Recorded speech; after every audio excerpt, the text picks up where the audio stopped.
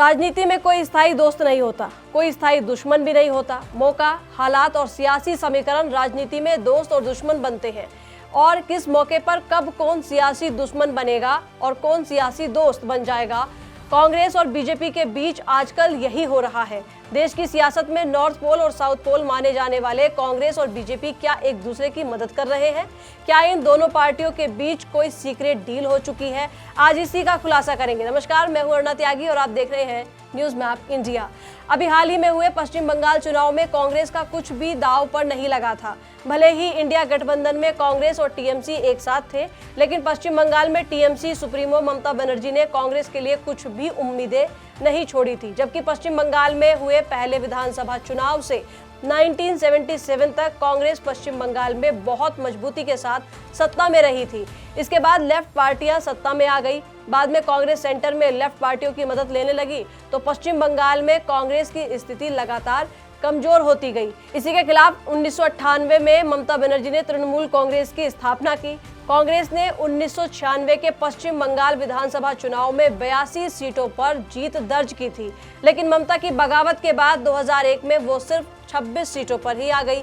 हालांकि कांग्रेस ने ममता के साथ 2011 में गठबंधन किया था, जिससे ममता सत्ता में आ गई। उस चुनाव में कांग्रेस 42 सीटों पर जीती थी, लेकिन फिर ममता ने उसका साथ झटक दिया और कांग्रेस को बुरी तरह से नुकसान पहुंचाना शुरू कर दिया। हालात ये हुई कि 2016 में कांग्रेस ने वाम दलों के साथ गठबंधन में 44 सीटें जीती, लेकिन 2021 तक उसका सफाया हो गया। कांग्रेस को एक भी सीट नहीं मिली। इतना ही नहीं, इंडिया गठबंधन की बैठकों में भी वो कांग्रेस को उतनी सीटें नहीं दे पाई। उन्होंने तो कई बार कांग्रेस पार्टी और राहुल गांधी की क्षमताओं पर भी सवाल उठाए थे। उन्होंने दावा किया था कि बीजेपी को रोकने की क्षमता केवल टीएमसी के पास है। वो खुद राष्ट्रीय स्तर पर नरेंद्र मोदी चुनौती देने की ख्वाहिश पाले हुए थी, लेकिन अब उनके पास ना सांसद बचे हैं और ना विधायक। ऐसे में ममता बनर्जी, उनके भतीजे अभिषेक बनर्जी कांग्रेस में विलय की संभावना देख रहे हैं। दोनों के बीच विलय को लेकर शुरुआती बातचीत भी हो चुकी है। अगर ऐसा हुआ तो अब तक पश्चिम बंगाल में हाशिए पर पड़ी कांग्रेस अगले चुनावों में बीजेपी के वहां पर मुख्य प्रतिद्वंदी होगी। ये तो हुआ कांग्रेस को फायदा, लेकिन आप सोच रहे होंगे कि इसमें कांग्रेस और बीजेपी की सीक्रेट डील कहां से आई। दरअसल असली गेम टीएमसी की इसी भगदड़ और कांग्रेस के साथ उसके विलय में छिपा हुआ है।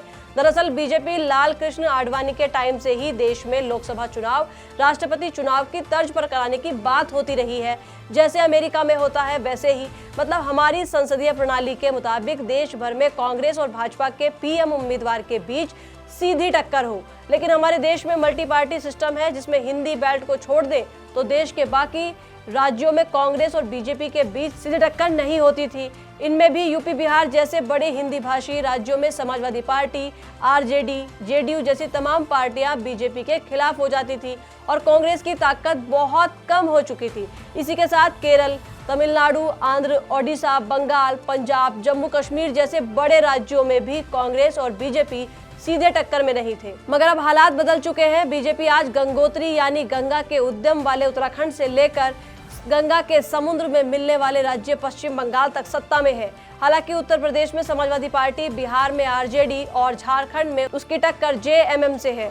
अगर ये क्षेत्रीय दल कमजोर हुए तो यहाँ भी कांग्रेस विपक्ष का स्पेस हासिल कर लेगी और उसकी इन राज्यों में से बीजेपी की सीधी टक्कर हो जाएगी। यहीं पर असली गेम छिपा हुआ है। जानकार मान रहे हैं कि पश्चिम बंगाल में ममता बनर्जी जैसी मजबूत नेता की जिस तरह करारी हार हुई है, उससे पहले बिहार में तेजस्वी यादव के नेतृत्व में आरजेडी चारों खाने चित हुई थी, उससे इन दलों में घबराहट है और वो ये मान रहे हैं कि अपने राज्यों में कांग्रेस को साथ मिलाए बगैर वो बीजेपी को टक्कर नहीं दे सकते। ये बात अखिलेश यादव भी जानते हैं, इसलिए वो शुरू से ही यूपी में कांग्रेस के साथ मिलकर विधानसभा चुनाव लड़ने की बात कह रहे हैं। इससे दो बातें हो रही हैं। पहले तो विपक्ष में कांग्रेस की लीडरशिप पर मोहर लग गई है।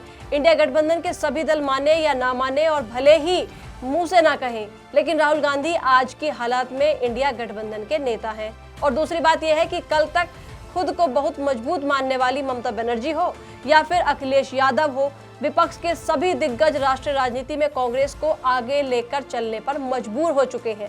इससे ये लग रहा है कि बीजेपी खुले में ना सही छिपे तौर पर कांग्रेस की जरूर मदद कर रही है अपने अपने राज्यों में हारने के बाद टीएमसी और शिवसेना जैसी पार्टियों में जो टूट हुई है उससे कांग्रेस को मजबूती मिल रही है और वो विपक्ष के लिए जो स्पेस है उसकी स्वाभाविक दावेदार भी बन गई है। इससे ये लगना स्वाभाविक है कि क्या कांग्रेस और बीजेपी में कोई सीक्रेट डील हुई है कि तुम क्षेत्रीय दलों को कमजोर करो और फिर हम उस जगह को भर देंगे। अब ये किसी संयोग से हो रहा है या किसी तरह का प्रयोग है, इसका पता तो आगे चल ही जाएगा।